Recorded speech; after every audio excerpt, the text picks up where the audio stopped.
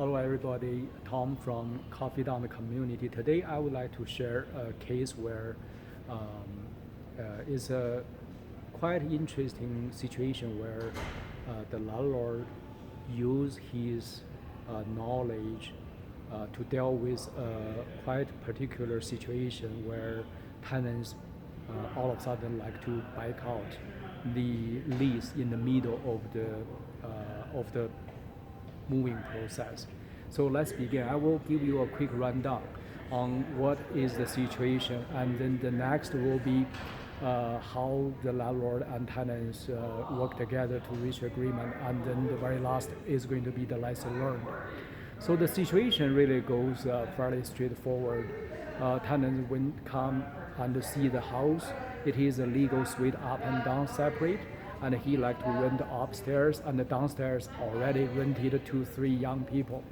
Everything goes very well. He signed the lease, and on the moving day, he started moving his furnitures. Everything works perfect.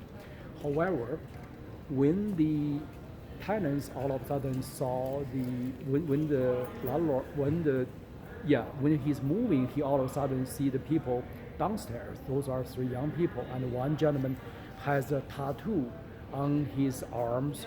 So all of a sudden he saw this, he stopped moving, and he picked up the phone, called the landlord, say, "Hey, I don't want to move anymore because I found people downstairs smoke marijuana, and that is something you never disclose to me. I demand lease to be terminated and the security deposit to be refunded immediately."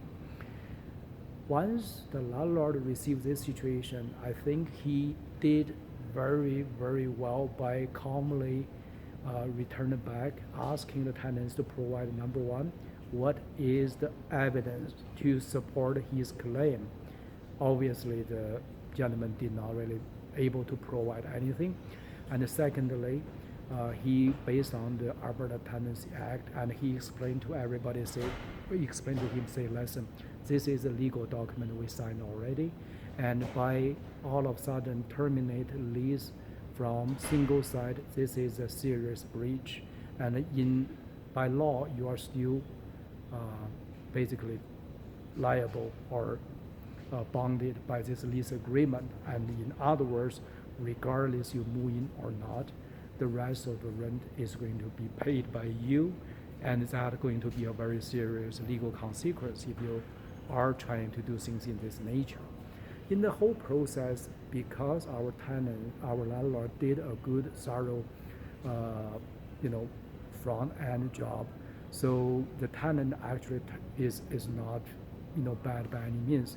He, in the end, in the whole communication process, he did explain to the landlord that in his family history, he did have a brother, younger brother, had some issues with marijuana to start with, and then unfortunately got into some drug addiction issues that caused a very big psychological harm on his mind. So the moment he saw the young people downstairs with the tattoo and may or may not smell something, he does trigger that psychological scar, and that's caused the issue. So I think in the end, both sides actually reached a reasonably okay agreement that the gentleman is going to back out the lease, and the landlord also allows this happening by keep the security deposit as well as another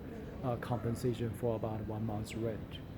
Overall, I think this is, in the end, it is not too bad situation. Both sides can reasonably working together to reach a middle ground, which is good.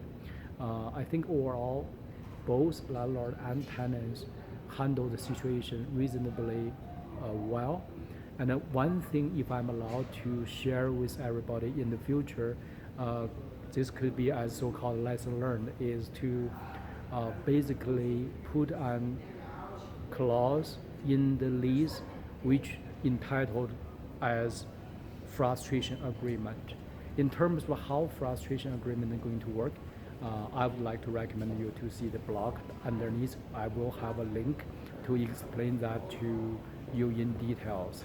So this is a case study to share with everybody, and I will see you next time. Thank you very much.